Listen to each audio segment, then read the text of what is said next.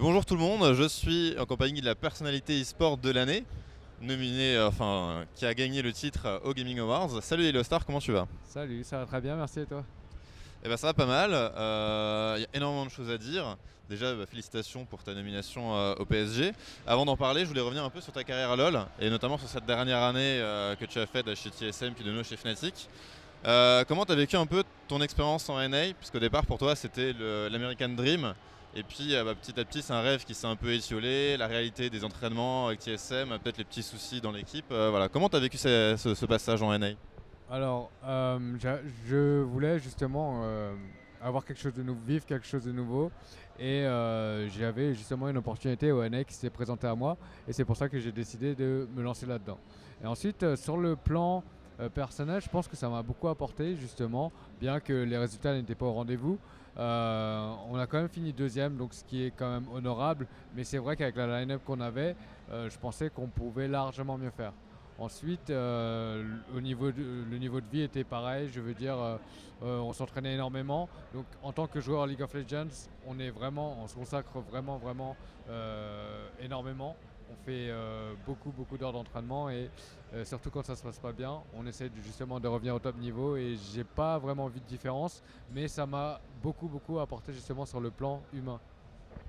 Et ta décision de revenir en EU, elle était après, enfin, elle a été prise après ou avant le split du coup, où vous avez fait deuxième? Ok. Elle a été faite avant, donc vraiment quand je sentais que ça marchait pas vraiment et qu'il y avait un problème de compatibilité, j'avais justement émis le souhait de revenir en Europe et durant la septième semaine des LCS, donc c'était même avant les playoffs. Donc c'était quand même assez tardif pour faire le changement. Du coup, l'accord qu'on avait, c'était euh, finir la saison ensemble, enfin finir le spring split ensemble, et on verra justement les solutions qu'on pourra trouver par la suite. Et qu'est-ce qui te motivait le plus à rentrer? C'était ton attachement à Fnatic? C'était peut-être qu'avec Double List, ça se passait moins bien au niveau de la synergie? Alors c'était plus un mal du pays. Je me sentais quand même un petit peu isolé là-bas, mais c'est vrai que si vraiment ça se passait au top, je pense que je l'aurais vu autrement. Donc je dirais que c'était plus par manque de confort et de repères que je suis revenu en Europe. D'accord. Donc retour chez Fnatic. Qu'est-ce qui selon toi a vraiment manqué à l'équipe pour réussir à vous qualifier aux Worlds? Alors, comme je dis, ça suffit. Enfin, l'entraînement commence au mois de janvier, donc quand l'équipe est justement en train de se bâtir. Et quand je suis arrivé justement pour le Summer Split, il y avait quand même déjà beaucoup de choses qui étaient ancrées dans le système. Et quand on arrive et on ne sait pas justement ce qui s'est passé les mois d'avant, parce que d'un point de vue extérieur, on peut justement émettre beaucoup d'hypothèses, mais on ne sait pas vraiment le problème interne ou alors les relations, comment ça se passe. Et quand on se retrouve au cœur, justement, on a beaucoup plus d'informations. Et ce qui est dommage, c'est qu'il manquait quand même pas mal de cohésion d'équipe. Et ça s'est bien ressenti justement dans le jeu en lui-même et au niveau justement des relations. Et j'ai trouvé ça dommage. Et c'est quelque chose que j'avais justement pas vécu jusqu'à cette année, donc que ce soit chez TSM ou que ce soit encore chez Fnatic, mais surtout chez Fnatic. Et j'ai trouvé ça dommage parce qu'on avait encore une fois beaucoup de talent. Ouais. Au niveau de ta carrière, du coup, est-ce que tu es de joueur, hein, est-ce que tu es content de comment les choses se sont articulées? Est-ce que tu as peut-être des regrets? Est-ce que tu aurais peut-être voulu t'arrêter un an plus tôt ou rester au niveau et faire une année de plus? Ou est-ce que tu es content de commencer? Alors, comme je dis, jamais de regrets. Faut toujours justement tenter et vivre ses rêves, hein. C'est vraiment poursuivre ses rêves. Et j'ai la chance justement de pouvoir faire ce que j'aime.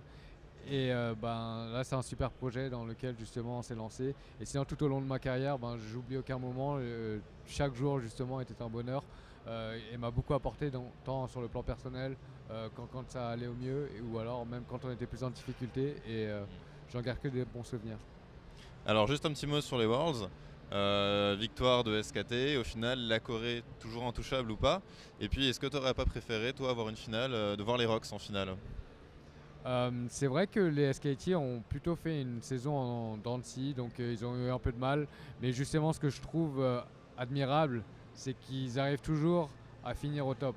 Alors que les Rocks Tigers, eux, ils sont restés au top toute l'année. Ils ont même fait un BO5 contre SKT très serré.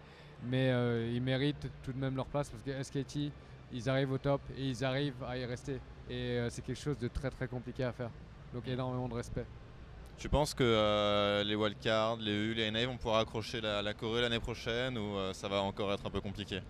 Je pense que c'est assez compliqué dans le sens où justement dans l'Occident on est quand même vachement plus distrait, on a cette culture justement de s'amuser et tout ça, alors qu'en Corée ils sont plus vraiment dédiés au jeu et très, très disciplinés et ils ont vraiment cette culture de travail qui manque un petit peu en Europe.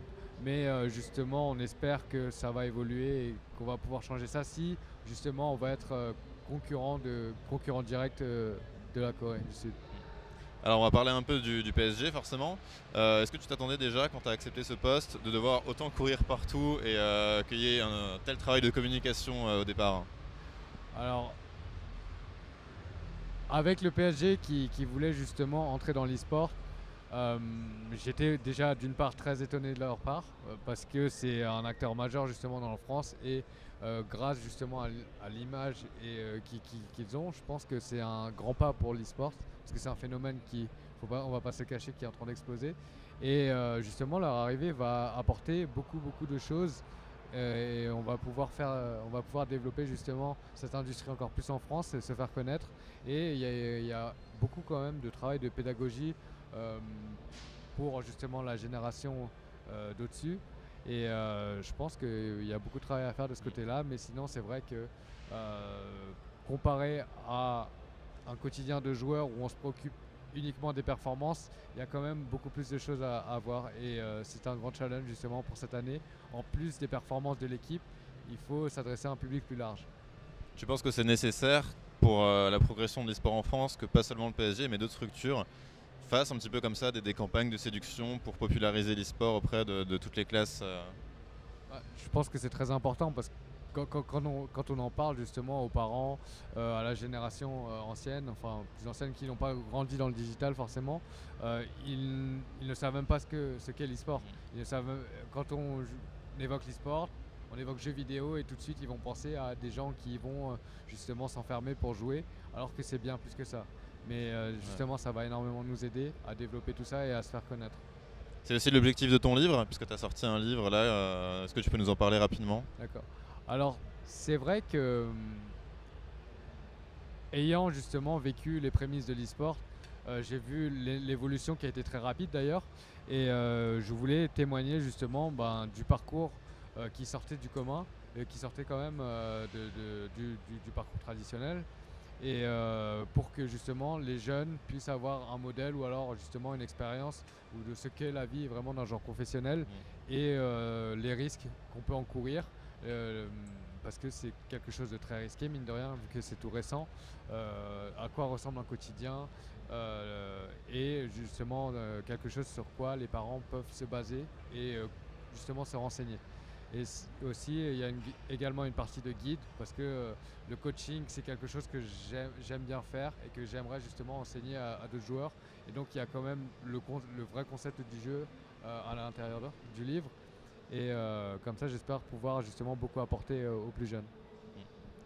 Alors, pour parler un petit peu des clubs de foot dans l'e-sport en général, le PSG, c'est une marque qui a des épaules très très larges. C'est pas seulement du football, c'est aussi du volley, c'est du hand. Qu'est-ce que tu penses de tous ces autres clubs qui, eux, sont très focalisés sur le foot et qui, du coup, sont un petit peu bloqués à se lancer que dans du FIFA? Tu penses que c'est une mode qui va passer, qu'ils vont pas réussir à suivre un petit peu le rythme? Je pense qu'un club de foot, le meilleur club français qui justement s'ouvre vers de nouveaux horizons, si on voit justement que ça marche très bien, ils ne vont pas forcément hésiter et on va justement pas tarder à voir de nouveaux clubs qui vont justement venir s'installer. Mais je trouve que c'est une superbe opportunité justement pour l'e-sport français et on espère justement porter fièrement leurs couleurs et bien les représenter donc sur le plan compétitif parce qu'avant tout on se doit de faire des performances quand on est au PSG. Alors juste un petit mot sur de Lizarazu. Est-ce que tu penses que c'est une erreur de la part de TF1 ou du manager de Lizarazu d'avoir donné cette image, parce que c'est pas dans leur intérêt évidemment de donner cette image de l'e-sport. Est-ce que tu penses que c'est qu'est-ce qui a péché à ce niveau-là? Comment tu étais préparé toi d'ailleurs? Comment tu gères la pression pour ce genre d'émission? Alors, je pense que Lizarazu, qui était un sportif de haut niveau, il était champion du monde, donc c'est quelque chose d'admirable. Et il a raison justement de défendre sa discipline. Donc je le conçois parfaitement. Mais justement apprendre à connaître justement le phénomène du moment, parce que la génération actuelle grandit énormément justement dans le digital, et apprendre à connaître justement la compétition. Et je pense qu'il y a quand même énormément de points communs entre sa discipline et la nôtre, et justement être à l'écoute. Et sinon on a eu une discussion et il était quand même vachement intrigué. Et je pense qu'il n'y a pas de mal. C'est toujours bien d'avoir ce débat, parce qu'on porte quand même le mot sport dans e-sports, même si le terme en lui-même est vraiment e-sports. Mais je pense que justement, il va en apprendre plus. Donc le débat en soi était utile. D'accord. Il y a un reportage sur TV5 Monde qui parlait de 20 millions d'investissements du PSG. Qu'est-ce qui va se passer? Est-ce qu'il va y avoir une gaming house? Est-ce que toi tu vas vivre dans cette gaming house? Alors je ne sais pas d'où est-ce qu'ils sont sortis ces chiffres, mais c'est vrai que en tant que structure justement qui se lance dans l'e-sport, on a pour ambition de se qualifier au LCS, donc pour cette année-là. Donc évidemment on mettra toutes les choses nécessaires à disposition pour la réussite. Donc il y aura une gaming house, une équipe qui va habiter là-bas, qui va s'entraîner là-bas. Donc on pourrait faire référence à un centre de formation, et on espère justement mener à bien ce projet. D'accord, merci beaucoup Yellowstar de nous avoir accordé ton temps qui est devenu très très précieux en ce moment. Un petit mot peut-être pour, tu sais que tu as toujours beaucoup de fans sur le site AA évidemment, un petit mot peut-être pour ta communauté. Alors c'est vrai que AA a quand même fait partie de mon début de carrière, et qui m'a justement permis de tremplin en tant que joueur. Donc j'aimerais remercier justement tous les fans et toutes les personnes qui travaillent justement pour la team AA, et merci à tous de nous suivre de plus près. Merci beaucoup Yellowstar. Merci.